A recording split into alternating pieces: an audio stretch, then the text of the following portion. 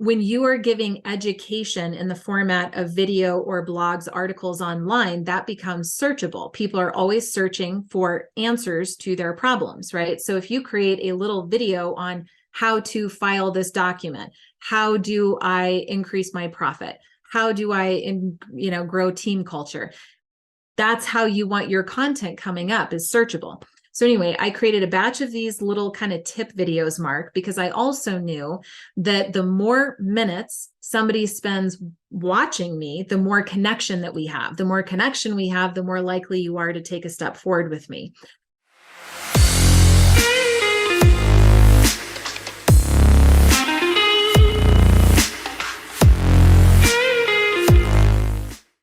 On today's episode of the Hero of the Hour podcast, Mark chats with the one and only Amber Vilhauer, CEO and founder of NGNG, No Guts, No Glory, a top marketing agency in the country. Since starting her agency in 2007, Amber has supported thousands of entrepreneurs on 6 continents, specializing in website branding, marketing strategy, and overall business growth. Not only that, Amber is a multi-award winner for Female Entrepreneur of the Year. Today, you'll get to hear a little about why leverage is one of the best ways to scale your business, the importance of being careful and thoughtful in each and every one of your connections, and best of all, why writing a book establishes an entrepreneur as a credible expert in their industry. Thank you so much and enjoy. Hi, I'm Mark B. Murphy. I'm the founder and CEO of Northeast Private Client Group and Sequoia Private Client Group. And I'm the author of 3 books, my newest being The Ultimate Investment. And I want to introduce you today a very good friend and somebody who's helped our business grow, not arithmetically, but geometrically, Amber Vilhauer. So Amber, welcome to the podcast. This is so special. This is a very special moment for me. I just want to I usually don't, especially with people I know very well, I don't generally kind of read what I think their company does in their background, but I want to make an exception for you because, I know you're so humble and modest, you won't share it yourself, but I just want to read and this is not Amber's word, this is our words about NGNG. First of all, NGNG, I think you started that agency in 2007. And for all of you who wants to know what NGNG stands for, NGNG stands for No Guts, No Glory. Amber is a leading digital marketing strategist who supports authors, speakers, and coaches to establish powerful integrated online presences to get results and empowers them to make a difference in their industry. And we also said that we also talked about, you've also supported thousands of entrepreneurs on 6 continents with branding and website development, online marketing, and live streaming services. And she has been the launch manager behind dozens of #1 best-selling books, including those for Mark Victor Hansen, Brendan Burchard, Martin Lindstrom, Dr. Daniel Amen, Lisa Nichols, and Les Brown. And I think that the other thing I would say to make people to say, do I have to have a book to work with Amber? The answer, of course, is no. But NGNG Enterprises intimately understands that creating a successful brand or business starts and centers around a sharp-looking website and captures attention and gets results. But I think we also know that you've launched over 1,000 websites in the past 10 years. But I think you also know that a great website alone won't offer you the rush and profit you seek. For that, you need a harmonious marketing plan that maximizes your brand exposure, generates a consistent flow of qualified leads, and conditions the audience to buy. So I could go on and on and on. Yes, you nailed it. Like, that is exactly it. I love it. It took me about a year to figure out what you did. And then once you did it, it became clear of what you did because there were so many moving pieces and so much is like a leap of faith in terms of you've just got to trust the process and trust it because for most people, everybody's figuring out how to grow their business. Everyone's trying to figure out how to use social media. And, you just have to take that leap of faith. And for us, it was amazing. Before I get into NGNG, I just want to start because we call this the Hero of the Hour podcast. And so I only want to have people on this that are either personal heroes to me or people that are heroes to other people. And you're in both categories. So I would say to you is, who are some heroes to you, or tell me what a hero means to you? Oh, I would say a hero to me, Mark, is somebody who is brave. I think bravery is really important. I think of somebody who's willing to do what others aren't because it's hard or scary or risky. I think that a hero must kind of grow out of a bedrock of really incredible values, integrity, wanting to do good in the world. So these are some things that come to mind. And when I think about some of my heroes, my mom was my biggest hero growing up by far. Single mom, and she was an entrepreneur. She was a world traveler, an adventurer. She was very spiritual. I mean, what a role model for being a young girl myself, seeing what was possible for a woman. It was pretty exciting. And I would say my current hero, in addition to my mom, I met somebody about a year ago. His name is Dimitri Theros, and the way you kind of describe me, I have no idea how to describe this guy, but I sort of will say he's my consciousness coach, because he does so many different things for me. But ultimately, he's really helped me to grow beyond some of my trauma, some of the things that have happened in the past, allowing me to almost have a clear slate in my mind and in my emotions and my spirituality, so that I can show up in the world in a much bigger and more profound way, which is really, really important to me, because I want to be a hero to so many people. And I do get to experience that every day, but I know there's so much more in me to share. And I'm ready to share it. So I'm happy for Dimitri's influence in my life. I mentioned you started your business in 2007. Can you tell the audience where you started and how you built such a massive business? Yes. The story isn't very flattering, I'll tell you, because I didn't go to business school. I had no idea how to be a business owner. It wasn't even on my radar, Mark. I actually, in my 20s, when I was going to college for graphic design and kind of dabbling in writing and a little bit of econ and philosophy, I was kind of making up my own major, trying to figure out what I wanted to do in the world. During that time, I sold Cutco cutlery, which is high-end kitchenware. Now, if you've heard of Cutco, you know that some really great entrepreneurs come out of that organization, because they teach you a lot about sales and marketing and culture and leadership. Even with 5 years of really incredible experience, I still didn't have the idea to go start my own business. When I got as much as I could out of that opportunity as sort of a stepping stone, I just got this sort of side job for about a year, running 2 different events for the same partners. And they were teaching entrepreneurs how to get capital into their business and how to market online. And this was like 2005. I knew nothing about the online world back then. In fact, one of the partners even asked me, "Do you know what a blog is?" And I said, I have no idea what you're talking about. But I knew how to run an event because of my Cutco days. I befriended a lot of the speakers, some of the greatest internet marketing experts of all time still. And I just got inspired. I went home, I taught myself code. I built my own website, and I started blogging about the things I was learning about, from SEO to persuasive copywriting and social media, literally just because I enjoyed it. A woman from Canada wrote me and said, "Hey, I see that you're really into the web world. Could you manage my guest blogging website?" And I said, "Me?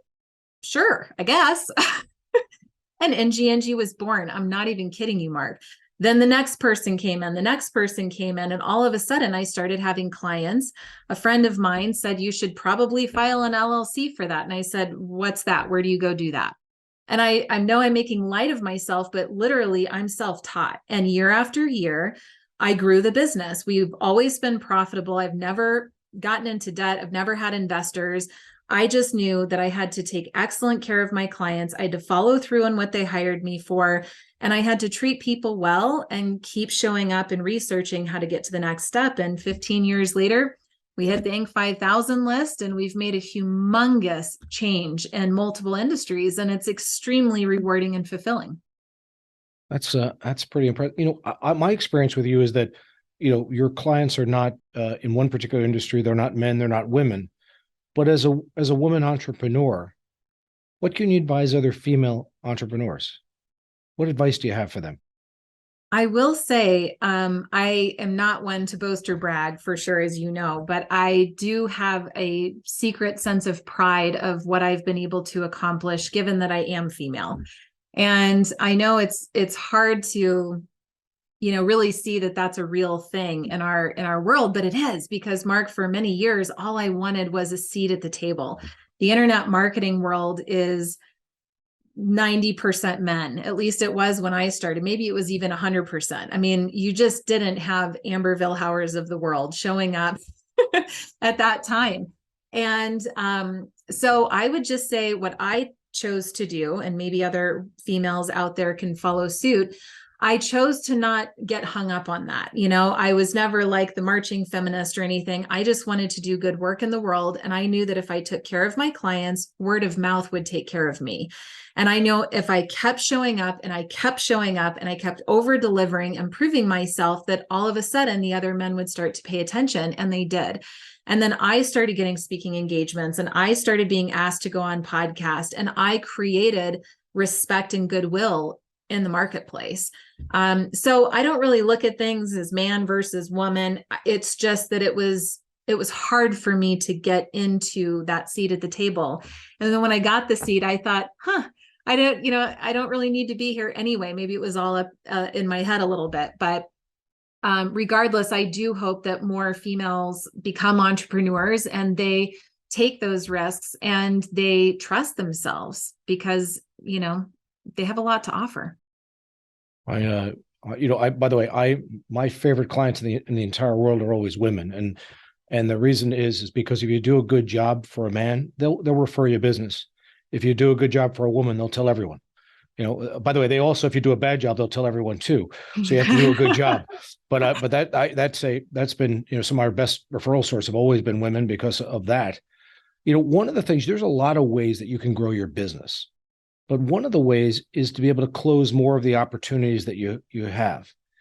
And one of the things we've talked about before is that at one time you were closing about 25% of your opportunities, and now you close well over 60+% of those opportunities that come to you.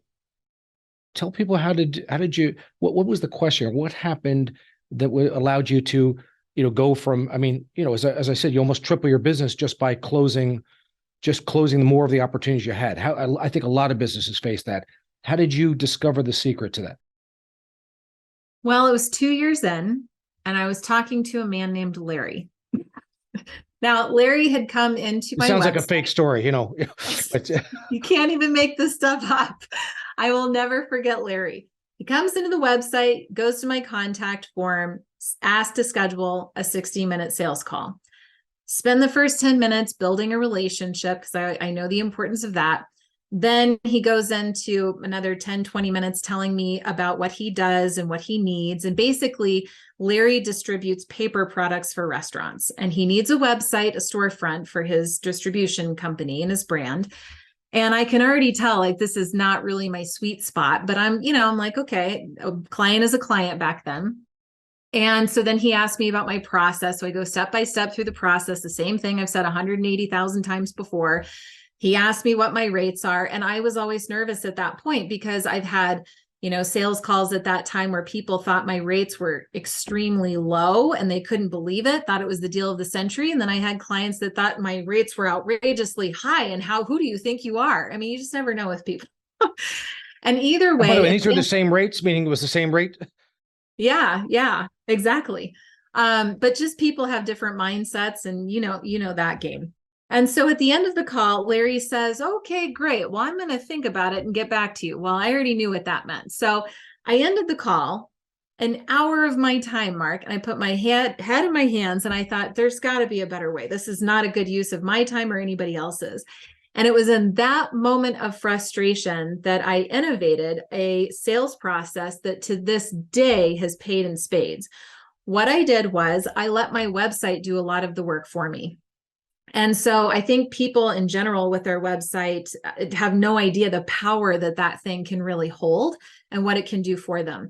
I decided that I did a redesign of the website so that you could feel a connection with me right when you landed, if you were a certain type of person. That feeling is important because then it fast tracks building rapport in the front end. People could get into a call and already feel some sort of a connection with me. Second thing I did is I created an educational video. And by the way, this was 2009 before video was what it was today. So this was really innovative. I created a video that went step by step through the process that we take our clients through. This way, I didn't have to repeat myself 180,000 times on sales calls because they knew the information up front. Third thing I did, and this was probably the smartest thing I did, was I created a PDF service menu that included great detail about all of our service offerings, examples, pricing, payment plan options, packed full of testimonials. That thing became my salesperson for me largely.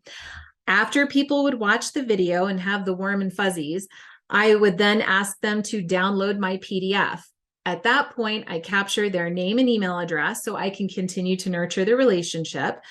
Then they get all of the pricing up front. Then I offered to book a 30-minute call. So note, I used to do 60 minutes. Now I do a 30-minute call. Now I get into sales conversations, and Mark, most times today, people come in and they say, Amber, I feel like I already know you. I've watched all of your videos. I know the process for the website. I think I want a 50-hour block of time, but here are my questions. And I'm like, we're in minute 2 of this conversation. You're already telling me you're sold. So this is how I was able to do it. Number one, by having a really smart sales process online. People loved that they had the power, they had the control, they had the transparency. That created more goodwill in the marketplace. And it was also a good pre-qualifier because if you looked at my rates and thought, oh my gosh, it's absurd. Well, you would just naturally move on, and I wouldn't have had to sit there for an hour if you were not qualified anyway. So just the whole thing transformed, cut my time in half, grew my sales efficiency. And the best part was really that I got to work with all of the right clients at that point, instead of kind of a mishmash of just all sorts of different people. So it was great. I mean, to learn that so early on in your career to me is amazing because I think so many people, especially early in their career, they don't have the courage to walk away from people. They try to put a round peg in a square hole. 100%. And even when they bring on this client, they may give you $1 of revenue, but $10 of headaches. 100%. And it's about attracting the right people. The Yes. other thing that I find business owners do, or people that are business owners that are trying to become entrepreneurs, because there's a difference, is it's all about them. And they don't learn how to leverage. I've noticed in your organization that you leverage and scale very well. How's that affected your business, and sort of what tips and tools or techniques would you share with our audience? I do think leverage is extremely important because it is the way to scale up. And I think for me, it really came out of this part of my personality, Mark, where I don't like wasting time. I'm the person that when I have a flight, I will have a leisurely morning and then pack at the last minute and see, can I make it to the gate in time? And I love making it to the gate right on time to onboard and then not have to sit there and wait forever. I'm just that person. I think I love the energy and the excitement of it. So out of I don't enjoy wasting time, I try to cram as much as I can into each minute of the day. And when you do that, and also with this great desire that I have to make a positive impact in the world, you have to learn how to leverage. When I'm doing even simple activities in the very beginning, I'm thinking to myself, maybe I'm organizing an email or creating an SOP, and I actively ask myself the whole time, what's the fastest way to do whatever it is that I'm doing? What's the faster way? What's the better way? And so I think the first step is you just have to have awareness of it. I think people waste an unbelievable amount of time in general. And so I'm really interested in the opposite. How can I do more and be more productive, be a better influence, just because it makes me feel good inside. A way that manifested into my marketing, I would say, to give you something tangible to walk away from. This was probably, 7 years into the business, Mark, and we had grown to this place where I'm in the middle of every decision. I'm in the middle of every conversation, and I was hitting this growth ceiling. And I thought to myself, There has to be a better way. So again, out of that frustration came innovation. And in the moment, I was actually trying to work on marketing for the company. It's like, you got to do a blog post, you have to do a video, you have to spend 45 minutes writing an email newsletter to your fan base. And I just felt like I was spending, 15 hours a week doing my marketing. And I thought, I can't do this if I'm going to keep growing the business. It feels like I'm wasting time here, but I know it's an important activity. So that's when I thought, what if I could batch record a bunch of these little tip videos? Because I knew, okay, for those of you out there, when you are giving education in the format of video or blogs, articles online, that becomes searchable. People are always searching for answers to their problems, right? So if you create a little video on how to file this document, how do I increase my profit? How do I, grow team culture? That's how you want your content coming up, is searchable. So anyway, I created a batch of these little kind of tip videos, Mark, because I also knew that the more minutes somebody spends watching me, the more connection that we have. The more connection we have, the more likely you are to take a step forward with me. So everything that I do, there's always a reason behind it. And I created a bunch of these little tip videos, and then I wrote out this very long document to my team member, Jill. And I said, each week, I want you to watch a video. I want you to write a blog article summarizing what I share in that video, because I'm the expert. This way, it's also in my voice. I want you to upload and optimize that video on YouTube. I want you to send the video and the blog out every week to my email subscriber list. So I'm leveraging the video, Mark. I do a 3-minute tip video, and now she's getting me indexed on YouTube, on Google, satisfying my email subscribers.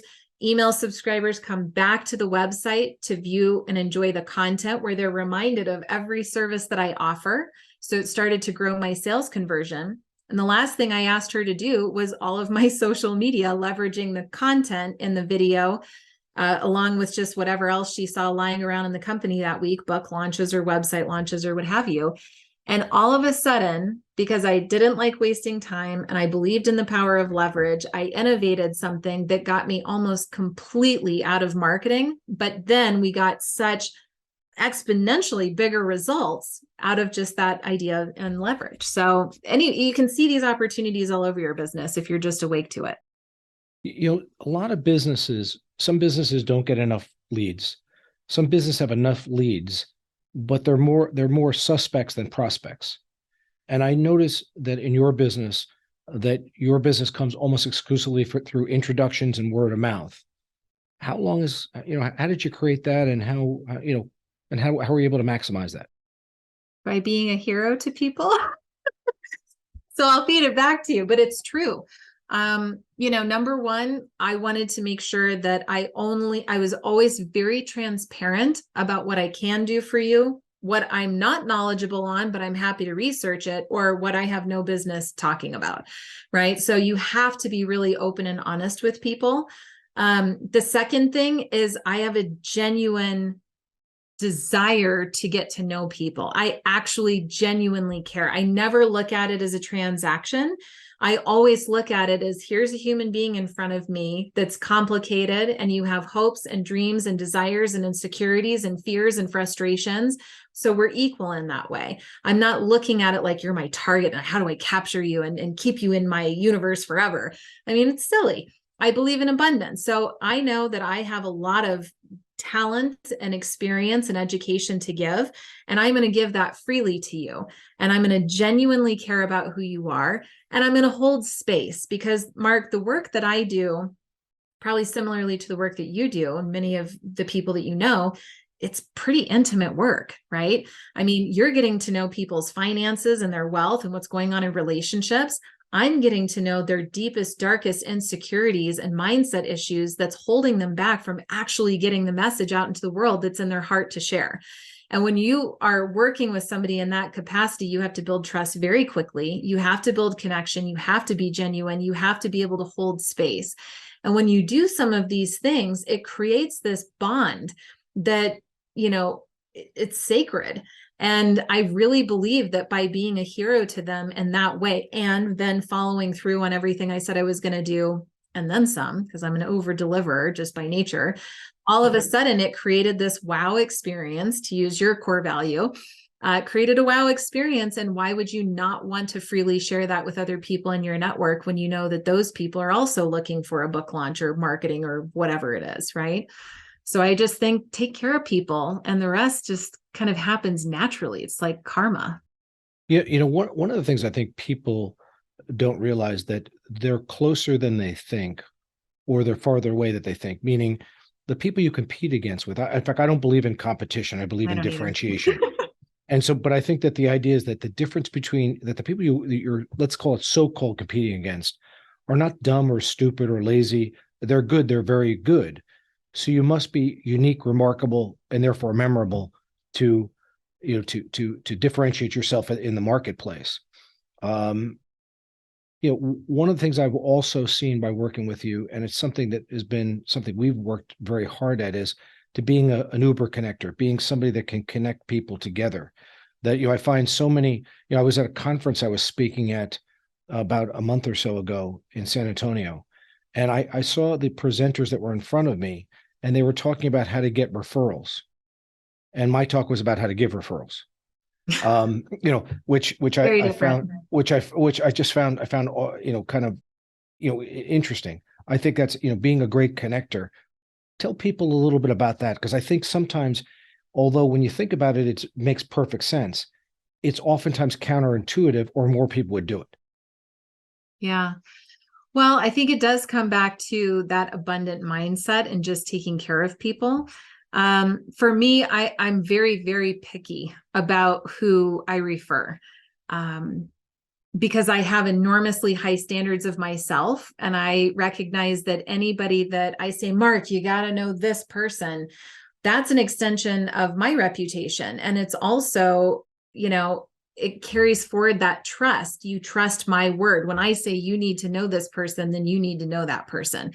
So you have to be careful. And I think that sometimes people are just in such a rush and they think more is more, that they kind of miss the point. I think less is more. And I think that being really careful about who you're connecting and when that happens, and careful about the clients you take on, I think that's maybe just an approach that other people don't take time to look at. I am personally very careful to align people based on core values, right? So that's kind of one of the first things that I look at is, do I think these two people are going to get along and to connect? Because I know that that's step one. And after that, then you can explore services and all sorts of other things together, and it will be a great relationship. But having that understanding of who a person is and what they're going to be okay with or what they're not going to be okay with, and what level of communication or care they want or don't want, just knowing people, I think, is probably a really, really important part of this equation. And I've just been very grateful that so many people have put my name forward. I mean, it really means a lot to me. And I want to keep showing up as my best self every day for every person so that continues. I know there's a lot of clients you've worked with that, want to keep their business very private. And then you've had others that, they've said it's okay to shout the work you've done from the treetops or from the mountaintops. I'd love you to just share a couple of, to give people kind of a better flavor of what you do. Sure. I'd love you to share a couple of stories with us of people you've made a difference in their lives. Sure. Well, it is tough to get to really see what I can do, because I can do a lot of different things, and that can create a little bit of confusion. So I would say, in websites, it's more of my ability to connect you to qualified prospects. In marketing, it's a way to simplify it and make it harmonious, make it into an operation that's saving the business owner time, but creating more impact, drawing more qualified people into the website. Book launch is a part of it. It's probably a big part of it, Mark, because a lot of the client examples that I could give you, why they're launching a book could always be different. But I think a thread is that they know it's going to help them to become more credible and more of an authority in their industry, and that's going to drive leads back. So I can think of a lot of examples where even if you don't have a book on your radar, it might be a good idea for you to think about that, because as we then can separate you out from your company to become a thought leader, that has a view on your industry and the way things should happen. If you create a book outlining some of that, we can drive a lot of energy and interest and conversation then back into your business. And that can help your business grow and profit, and all sorts of other things can happen. But in order to launch the book, you have to have that foundational platform in place. So you could look at me, and I'm going to give you an example in just a second, but I want to make sure it's clear up front. You could look at me as the person that you go to when you are trying to get to a totally different level in your business and you're feeling a little stuck on how to do that. You could be a small business, you could be a big business, but a lot of the rules are still pretty similar. They still apply. There's still something that needs to be fixed in your website to make that connection. There's still something that needs to occur in marketing, so it's more aligned, more authentic, more pulling in the right qualified prospects.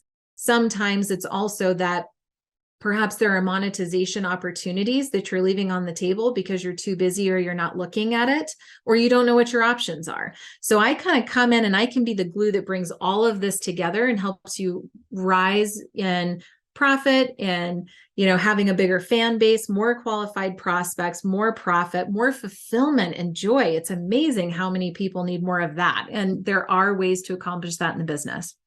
So one story that I like to share is Justin Donald, because Justin came in, he was one of my Cutco friends, and he said, Amber, people kept bugging me to write a book for my daughter, Savannah, about how I use cash flow to invest.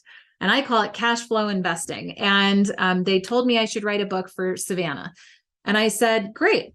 Now, I'll pause here to say this is very unusual, because Mark, usually it's somebody like, hey, I want to write a book to get more leads, right? And I have this established business or whatever. But Justin had no ambitions to grow any kind of a platform. He just wanted to write a book for Savannah. I then, knowing Justin, I just said, okay, well, I bet other people might want to read this book too. So why don't we get you a brand? We shifted the name a little bit, called it the Lifestyle Investor, because Justin's lifestyle meant a lot to him, to be able to travel with his family and so forth.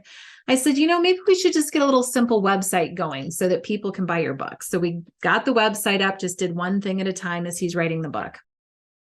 And I said, I think we should get started with a podcast, because you have so many friends and such interesting stories and so many cool things to say about this. What would you think? And so we kind of started that conversation, just easing him into it.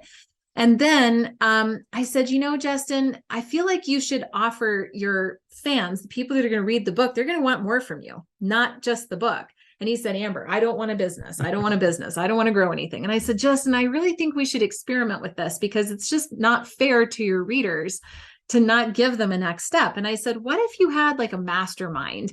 What if we could have a free class for some of the people in your network? Just invite them in to see behind the curtains what you're doing with investing. It's just a give. And at the end of that, what if we invited people into like a one-day virtual event and just gave them more information and invited them to meet your tax team and your financial advisor and, really kind of get more immersed into the content? He said, I don't know, but I twisted his arm. I said, if I do all the work and I set up the landing page and I give you the agenda and you run the class and, I set up the agenda for the virtual event, you just come in and speak. Would you do that? And he said, okay, I'll do that. We had 74 of his friends come into that initial free class, just people he's known through all walks of life. He came into the free class. He said the agenda, basically what was in the bookmark. At the end of that, he said, and hey, if you're interested in learning more, I've got this one-day event. I told Justin to charge $10,000 a person for that one-day event. A lot of other advisors, internet marketing buddies that he had at the time, they thought I was nuts, Mark. They said, you'll never get away with it. No way.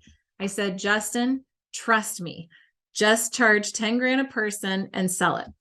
He got 20 people to buy into the one-day event. Then we had this conversation a couple days before the event. And I said, Justin, what if we offer a mastermind on the back end of this? He's like, I don't know anything about a mastermind. What would that look like? So we're strategizing. And I'm giving you a sense of all of the different areas that I can go within in my consulting through this long, long story. It's almost done. And Well, people so find this interesting. yeah, so we go into the 1-day event and I said, why don't we just throw it out there? Because we're just being playful. There wasn't a need to drive business or come up with money, nothing like that. So a very unusual circumstance. And I said, Justin, why don't we just playfully put out an offer that if people want to have ongoing access to you and your ideas and, what deals you're investing in and who your team is, why don't we have a 1-year mastermind? And you could just come in once a month and run a 90-minute, 3-hour call if you want to. And that's it. Very low, not many other deliverables, no fancy bells and whistles.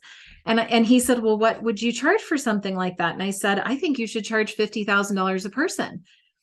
Internet marketing buddies again came in. Oh, she's nuts. There's no way you're ever going to get 50. You're a nobody. Nobody even knows your name. This is crazy. And I said, Justin, trust me. Well, at the last minute, he didn't. He ended up, I think it was for that initial round because they were his friends. I think he charged 25 or 35,000 for the year. 19 of 20 people in the room signed up that day. And the Lifestyle Investor Mastermind was born. So this was still 4 months out before launching the book. So Justin's platform, if you look on his Instagram, it's like a couple people. I mean, he really hadn't gotten started yet. And now he has 19 people in this mastermind. He's made many, many, many hundreds of thousands of dollars. And he's just about to launch his podcast and his book. And within the first calendar year of his book launch, he had 100 people in his mastermind, then charging $50,000 a year. He sold over 50,000 copies of his book. His private one-on-one coaching was maxed out at a mere $250,000 a year. And Justin now had experienced a completely different type of freedom and optionality that he didn't have before.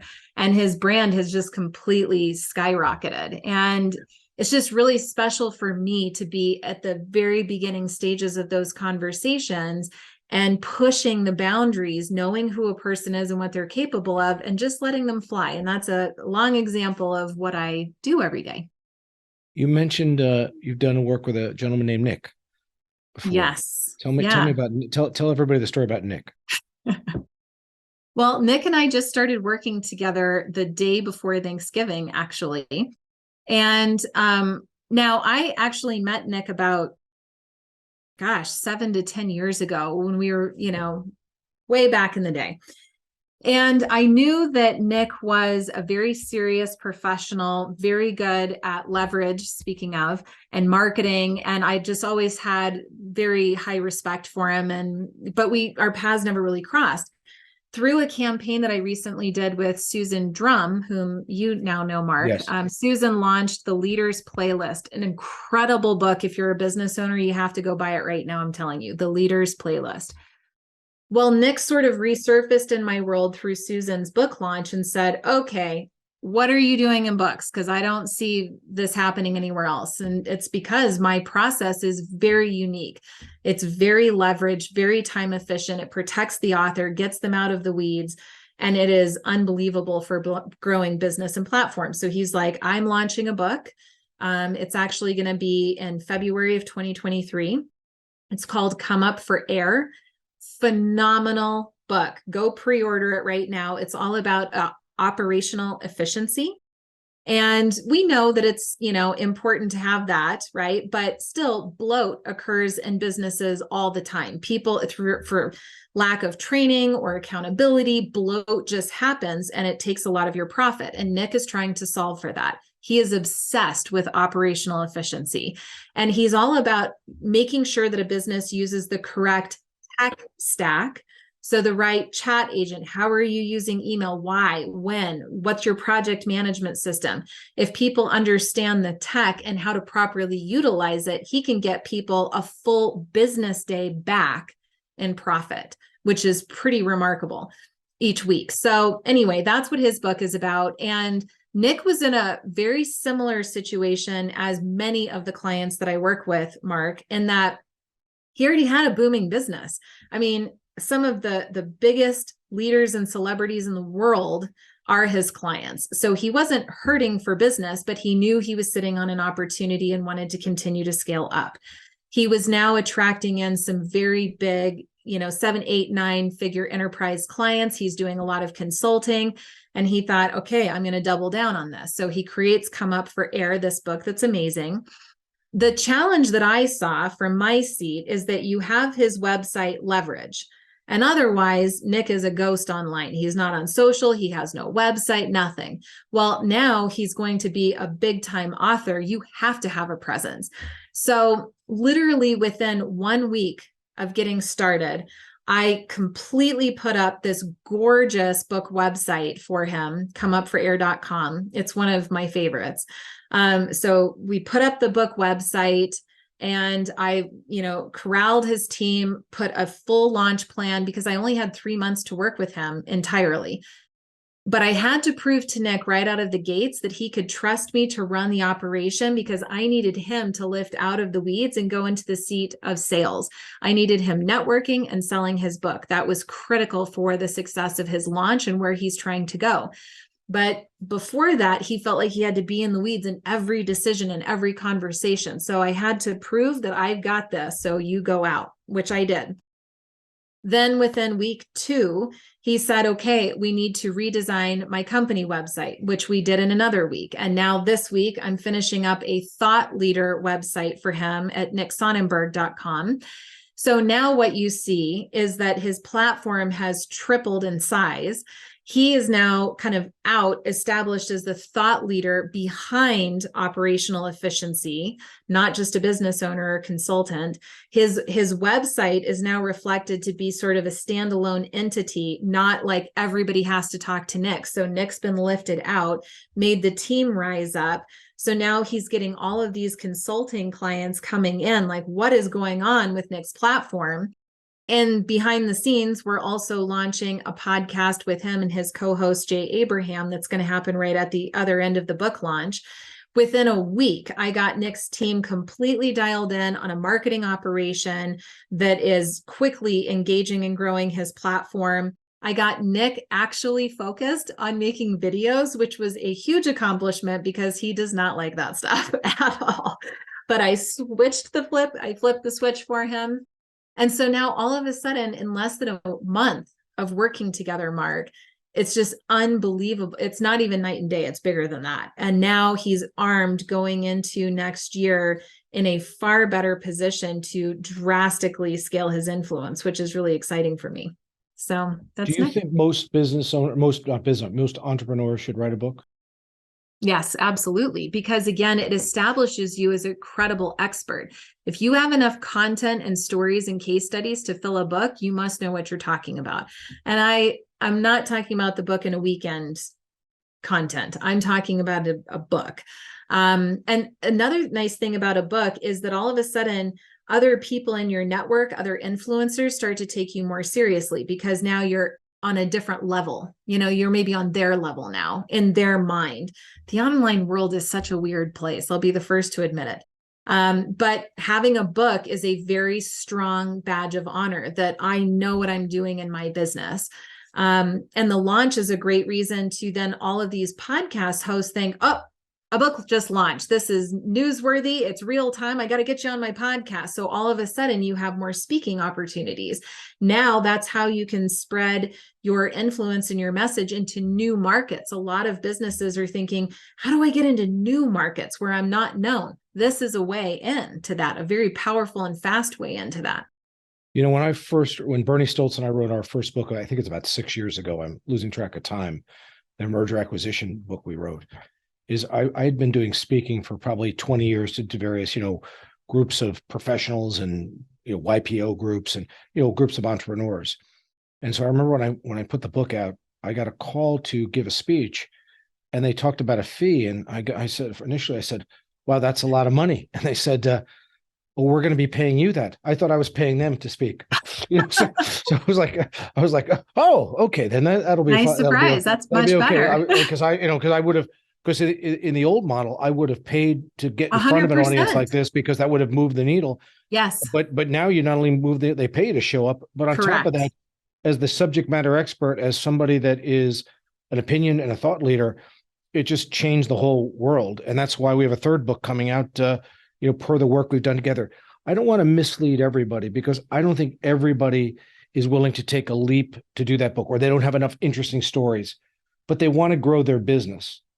Do you have to have a book if they're going to work with you? No, you absolutely don't. There's a lot of what I teach and offer to book launch clients that can still happen right now for anybody. I work with salon owners and real estate agents and financial advisors and parenting coaches and all sorts of different people, like across many, many, many different industries. But I would say that I think something that's common for everybody is that, number one, they need a plan that makes sense based on who they are and how they like to spend their time, what their goals are, and why those goals matter to them. That might seem like surface stuff, but when you really dig in, it's amazing how many people have sort of a Frankenstein business because they thought they should be doing this, or isn't this what I'm supposed to do next? And they were never really super aligned and clear from the beginning.